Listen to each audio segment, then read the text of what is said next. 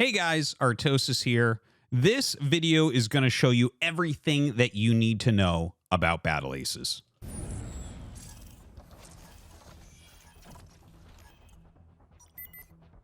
All right, this is the very beginning of the game. This is what it will always look like when you start. This is your core. If you lose it, you lose the game. It is your main resource base. These are your resources. The things you see warping in right now, these are your workers. They can be killed off. Protect them. You can see the mini-map in the bottom right. The mini-map is semi-transparent. And the Fog of War has multiple settings as well to show what level of transparency that you're going to want to see. You can see where your opponent has spawned in the top right.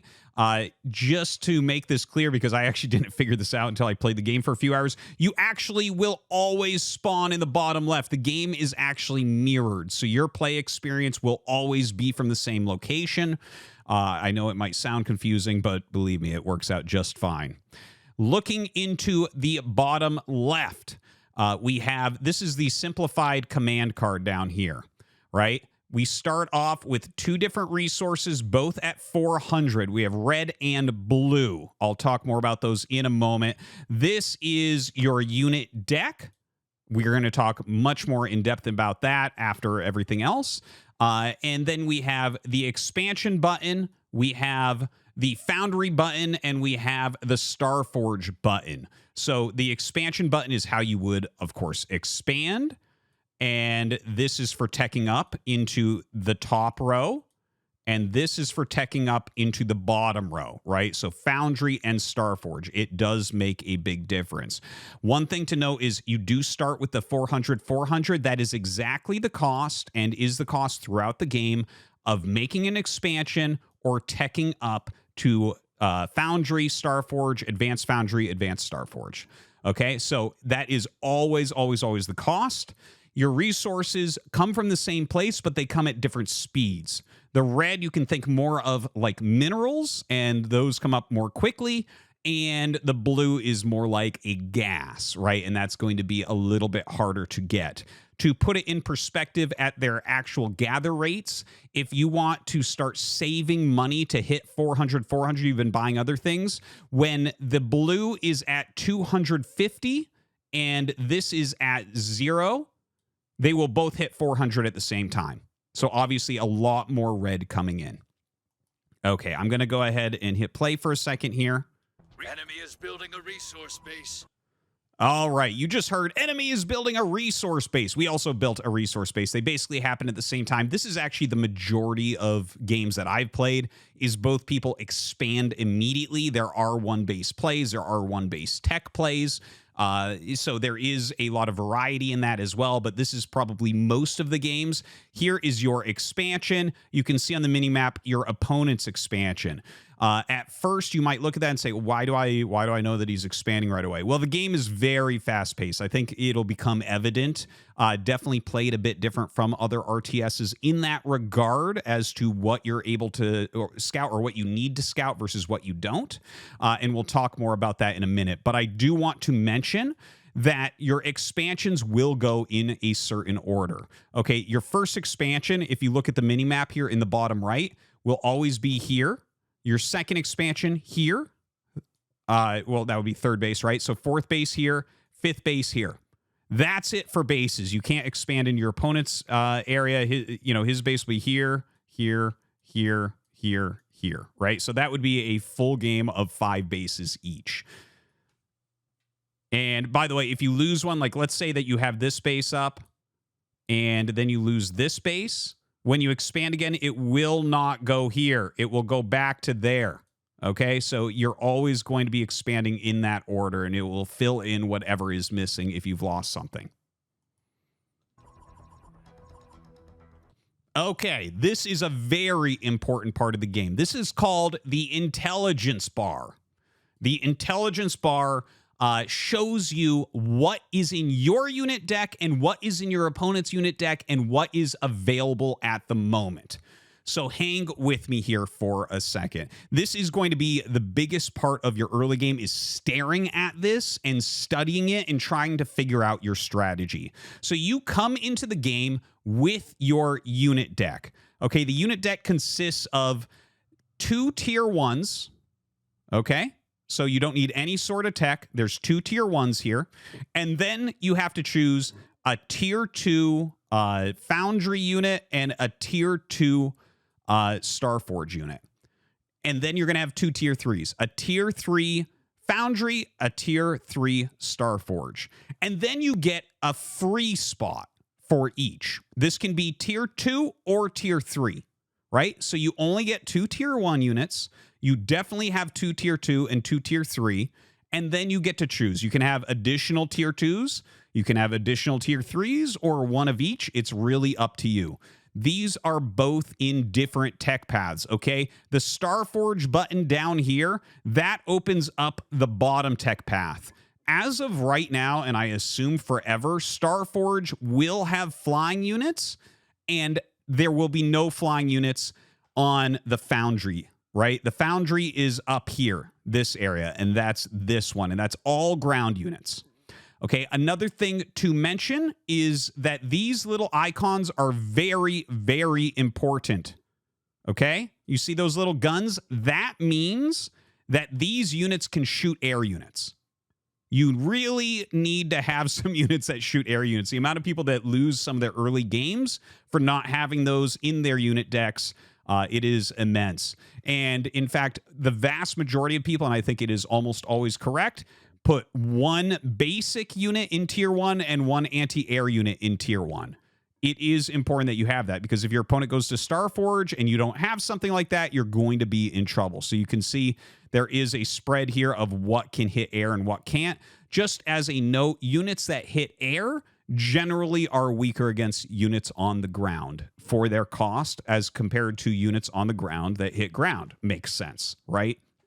Okay, now you see your opponent's unit deck. This is very important. This is how you plan out for what you are going to be fighting against, right? So you might look at this. Like, I know that when I play the game, I just hold this bar on in the early game and I really kind of study it and take a look at what's going on. What are some possible strategies my opponent might go for? So here we see David Kim, whose point of view will be watching this game. He's gone for a more blink-based approach, right? He's got blinks and he's got blink hunters as his basic anti-air.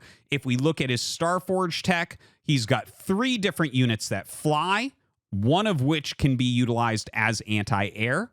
And then he's got some very strong ground units here. This is like a splash damage unit. This is a very strong harassment unit. This unit I actually haven't seen or played with yet, so I can't say too much on that one. Over here, Stefan's side, he has recall units. So he has just the basic recall, and then he has recall hunter. That's his basic anti-air unit. If you look at his Starforge, it looks like he has a really interesting mix. Now, Starforge has flying units, but it also has units that do not fly. And a lot of people like to put, for instance, for tier 2, a flying unit, which would be this, the Dragonfly, a very versatile unit that can shoot both air and ground. And this, his extra unit, this is actually the, what do you call this? The advanced recall. And this is actually a ground unit, and it's tier 2.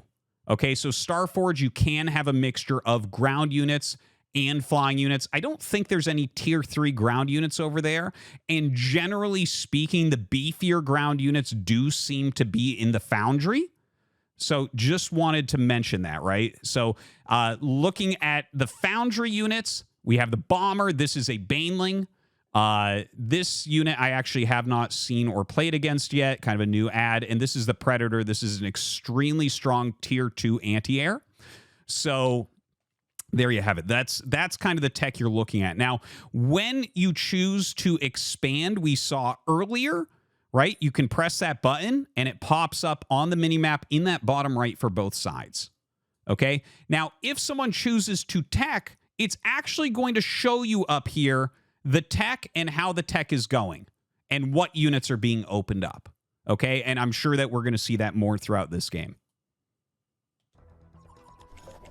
Okay, so this is how units are produced. You can see right now he's just kind of spamming that Q button. You know, it's just in the kind of QWER ASDF type situation.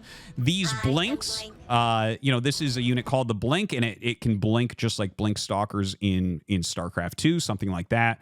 Very strong unit, great unit to start with. Lots of microability and usability with this unit. One of the best tier 1s that I've seen so far.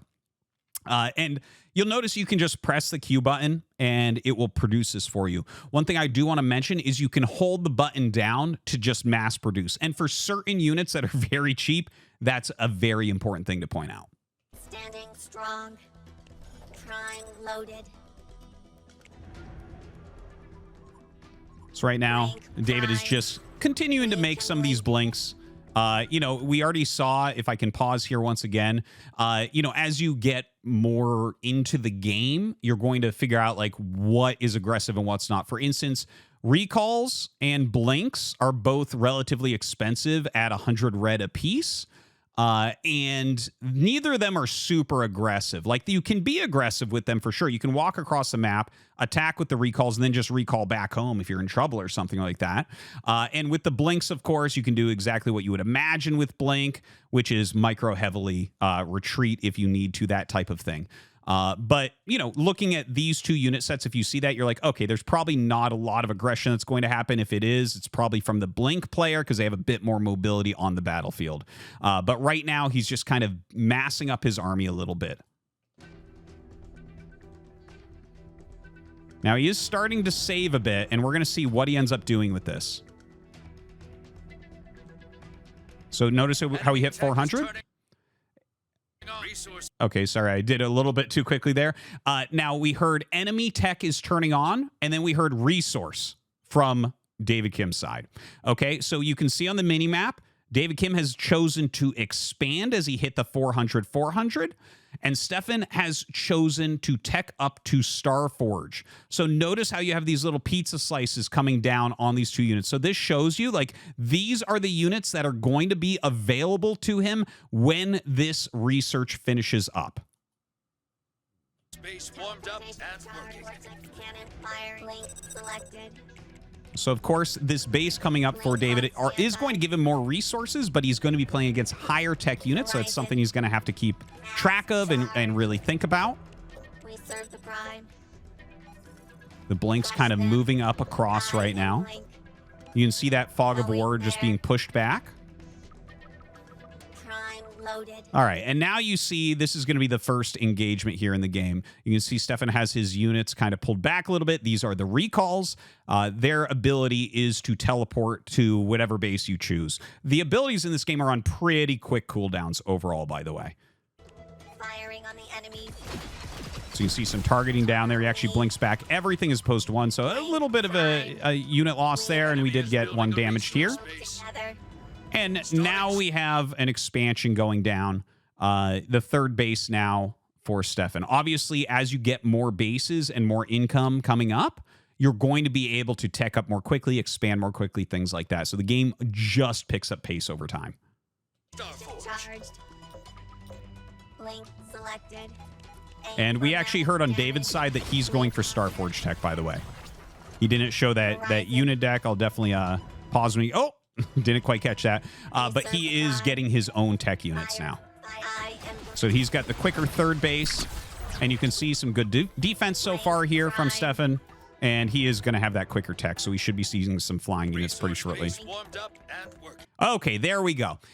Here is the intelligence bar once again. So you can see right now, David is about halfway through his Starforge tech. These are the two units he's going to be able to utilize.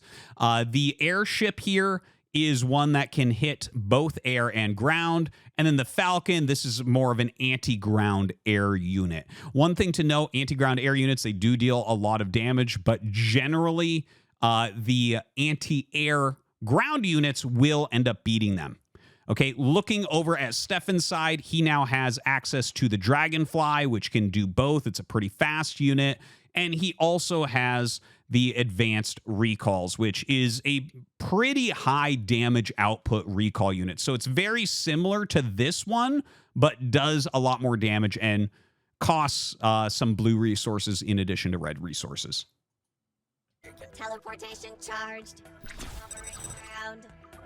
By the way, you can see that David, don't forget that he got the quicker third base. He's now expanded to his fourth base, and he still has his Starforge on the way. As you can see, this is the Starforge upgrading, and then both of his units at the same location, right? So this is just one of the many decisions that you're going to have to end up making while you're playing Battle Aces. Is like, okay, are we going to expand quicker and let my opponent have that higher tech? Can we hold them off? And it's a pretty popular strategy to use something like the Blinks to be able to get the more expansions, right? Because the Blinks are very good at counterattacking, at getting out of the way, quick mobility and everything.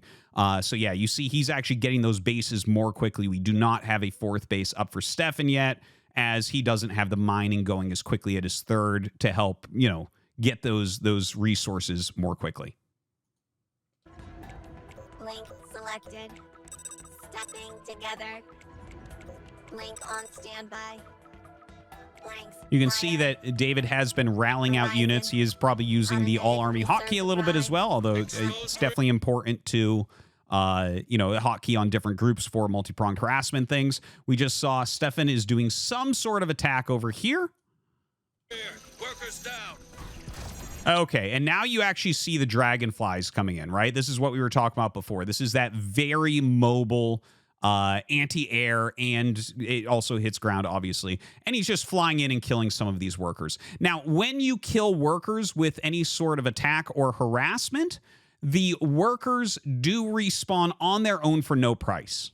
Okay, if you kill the actual base, all the workers explode. Obviously, you don't get them back. When the base comes up, when you start the base, it has an amount of build time, and that'll bring the workers in. It takes about a minute for workers to be remade, so it is pretty significant to kill any of them off. Enemies of the collective. So you can see here there's a little bit of a counterattack. David has looked at this, said, you know what? These Blinks, they don't hit air. Let's go ahead, hit a counterattack. He's hitting this third base, and you can see the timers, right? From the expansion. These workers haven't actually come in yet, so he's gained no actual value from this third base location as of yet, but they're about to come up. Workers, workers, workers. Cannon firing. Going there. And those Time dragonflies in the meantime have done a great job across there. Now that graphic that we just saw was the recall units being recalled over to fight against those Blink units. In the meantime, Stefan's dragonflies have done a great job clearing out this economy, and you can see it's going to take a little bit for those workers to get back in there, and we'll see what he does with those dragonflies. But now he's got the resources up, right? He's actually got 3 bases that are fully mining, whereas David right now is just on the 2, although he does have another base being made up here, and this one will refill over time. Cover it. This area. Where are my brothers?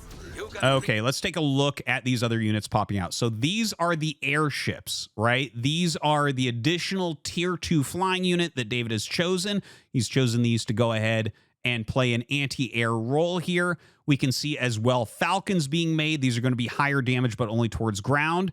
And he's actually continuing to make Blinks. So we don't really see the Blink Hunters being used here against the Dragonflies. Instead, he's going for a more mobile anti-air defense. But don't forget that the Dragonflies can hit air as well. Resource space taking fire. Cover it. Blink. All right, we have a little bit of a battle out here as well. The Blinks here fighting against the recalls over on this side. And then, of course, we have the harassment from Stefan that we were just looking at down here at the second base of David. And he's sent his airships over to deal with that. And then we have the Falcons that you see me circling on that bottom right coming up to join this battle, right? So the Falcons are going to be like maybe the unit here either that he wants to utilize for some harassment of his own or to help upset this battle over here. Time. We are on our way. So David right now blinking back. Seems like his airships, if you look at the mini-map, yeah, see he's got his airships moving forward, chasing down those dragonflies. He's grouping the rest of his army together. And yeah, those airships definitely need to chase down the dragonflies. They're dealing a ton of damage to him right now. And you can see how quickly some of the harassment damage can happen in Battle Aces. Like this small group of dragonflies already killed all the workers at the third. They're up here. They look like it's very likely they'll kill all these. David trying to bring up the airships and clear those out so his economy can get back online. But don't forget, right? This is one harassment versus defense happening. But then we also have like the main armies over in that mid area.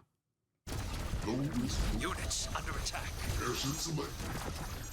All right, so not looking super good for David. It looks like, here we have, this is mostly blinks. I think I see a blink hunter maybe in there. And then we have some dragonflies. He made some more to join into his army, and those can hit the falcons.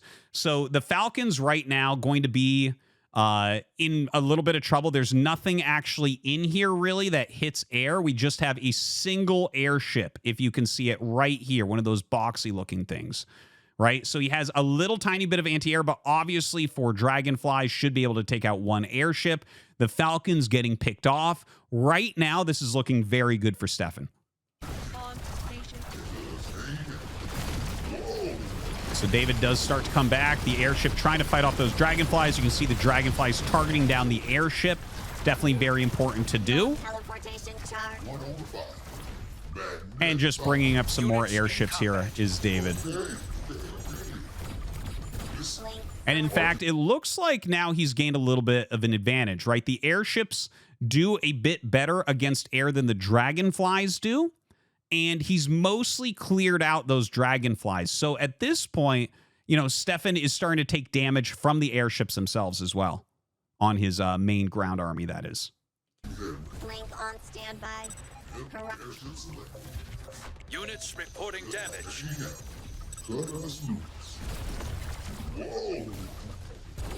And now we actually have a lot of blink hunters getting in here as well. That's those kind of smaller guys. The blink hunters are going to do a fantastic job against the airships. They don't stand too much chance against that.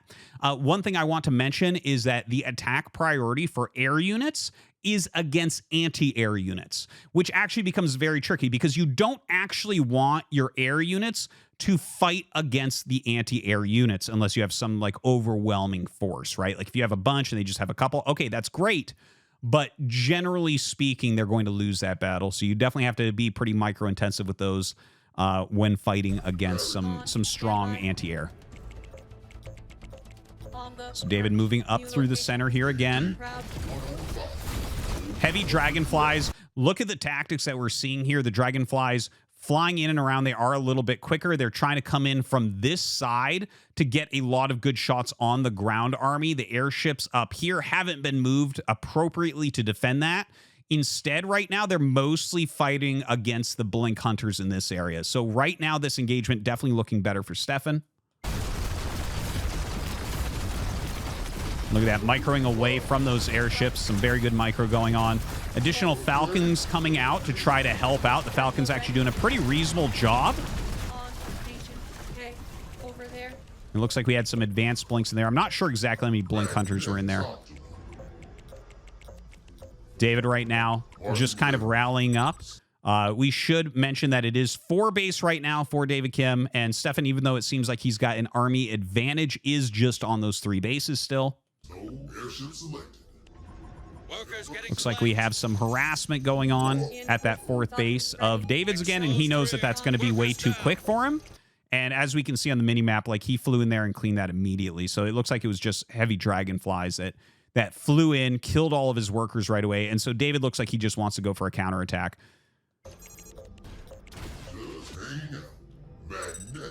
At the ready. Down, So he's going after this 3rd base. The airship's going to come in, and the airship's, of course, going to be able to take out these dragonflies. The dragonflies actually getting completely destroyed there.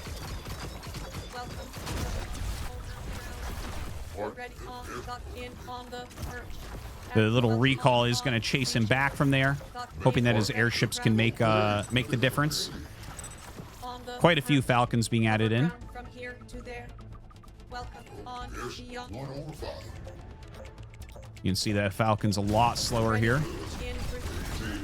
Flying in with those dragonflies, but trying not to engage the airships with them. Trying to fly around, utilize that speed advantage. And it does look like this mostly air army from David Kim is starting to take over this game. Like the heavy airships doing a great job against the Dragonflies, the Falcons doing a great job against everything else, and the Blinks just kind of as a support in here as well. So now it is 3 base against 2. David going to continue to move forward here. Likely to be the last battle of this game. Seems like he's getting very close. Here's those Blink Hunters coming in again to try to make a difference. The Falcon count, though, getting a little bit too high. You can see the airships helping out as well. Some Blinks coming across the map. And it looks like that's going to be it. And that is what it looks like when you give up the game. If the game gets given up at some point, it just blows up your core and brings both cameras over to it. And you see it like, okay, you are victorious. Okay, guys, I hope that this helped you to understand what's going on in Battle Aces. If you have any questions or comments, please leave them below.